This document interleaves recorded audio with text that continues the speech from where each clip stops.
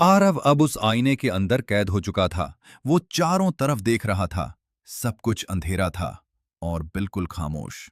वो जोर जोर से चिल्लाता है, मां, मुझे यहां से बाहर निकालो।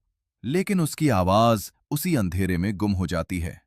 उसी समय उसके सामने वही दूसरा आरव आता है, जो अब मुस्कुरा नहीं रहा था, बल्कि डरावना लग रहा था। वो धीरे धीरे कहता है, अब ये दुनिया तुम्हारी है और बाहर की दुनिया मेरी। आरव घबरा जाता है। उसे समझ आ जाता है कि ये आईना सिर्फ एक रास्ता नहीं, बल्कि एक जाल है जो लोगों को फंसाने के लिए बना है। उधर असली दुनिया में आरव की मां को कुछ गलत होने का एहसास हो जाता है। वो आईने के पास जाती हैं और उसमें झांकती हैं। उन्हें आरव दिखाई देता है, जो अंदर फंसा हुआ उनसे मदद मांग रहा होता है। लेकिन तभी आईने में खड़ा दूसरा आरव उनकी तरफ मुड़ता है और एक अजीब सी मुस्कान देता है। अब मां समझ जाती हैं कि उनके सामने जो खड़ा है वो उनका असली बेटा नहीं है। वो डर जाती हैं, लेकिन हिम्मत नहीं हारती। वो तय करती हैं कि वो अपने बेटे को वापस लाकर रहेंगी।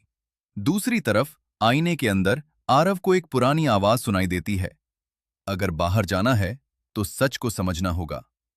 आरव चारों तरफ देखने लगता है। उसे दीवार पर कुछ पुराने निशान दिखते हैं, जैसे किसी ने पहले भी यहां से निकलने की कोशिश की हो। धीरे धीरे उसे समझ आता है, ये आईना लोगों की सबसे बड़ी कमजोरी का इस्तेमाल करता है।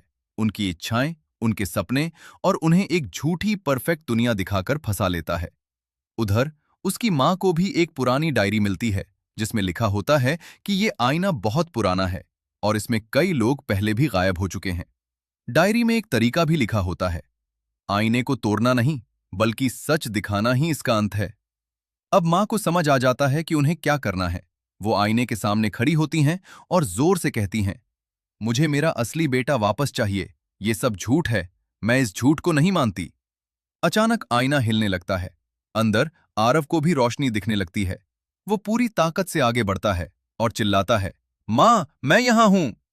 जैसे ही मां सच को स्वीकार करती हैं, आईने की ताकत कमजोर होने लगती है और अचानक एक तेज रोशनी के साथ आरव बाहर आ जाता है और दूसरा आरव आईने के अंदर ही हमेशा के लिए कैद हो जाता है। अब सब कुछ शांत हो जाता है। आईना धीरे धीरे काला पड़ जाता है और फिर पूरी तरह से टूट जाता है।